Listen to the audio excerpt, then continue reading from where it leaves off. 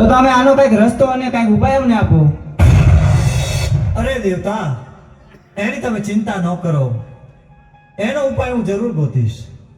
બહુ સારું પ્રભુ, ક્ષમા કરજો પ્રભુ.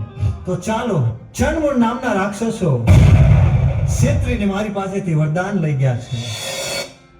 અત્યારે પાતાળ લોકમાં નાગ કન્યા પણ છીનવી ગયા છે.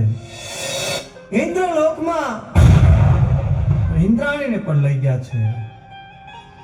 તારો એક ઉપાય છે કે મેરુ પર્વત ઉપર જમણા પગના અંગૂઠે આદ્યા શક્તિ તપ કર્યા છે.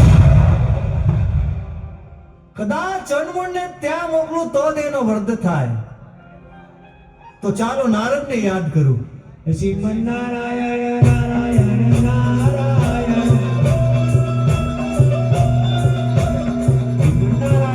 નારાયણ નારાયણ.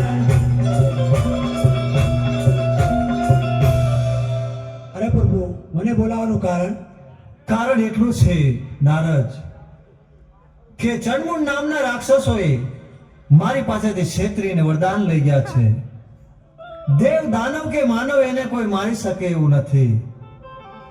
આદ્યા શક્તિ મેરુ પર્વત ઉપર તપ કરી રહ્યા છે. એની પાસે લઈ જાઓ તો એના હાથે જ એનો વધ છે.